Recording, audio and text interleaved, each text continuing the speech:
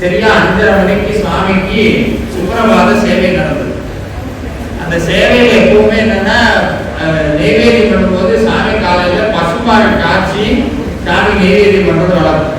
குழந்தை தானே அவரு காலையில எழுந்திரிச்சுக்கணும், குழந்தைக்கு என்ன கொடுக்குறீங்க, மில்க் கீஸ் கொடுக்குறீங்களா?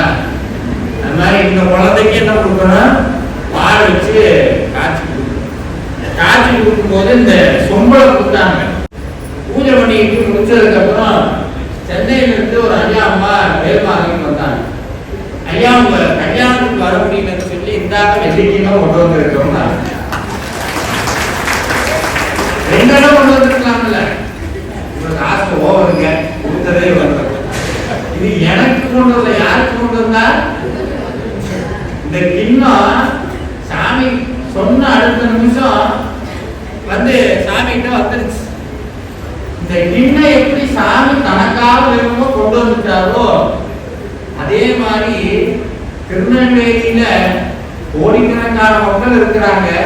அவங்க மனசு முருகன் வேணும்னு ஏற்குது. ஆனா இந்த வெள்ளி கிண்ணம் தான் வேணும். உங்க மனசு வெள்ளி கிண்ணம், தங்க கிண்ணம். இந்த மனசு எனக்கு வந்தா போதுன்னு தேர்ந்தெடுத்து இந்த தங்க கிண்ணத்தை பூரா நீ உட்கார வச்சிருக்கிறாரு.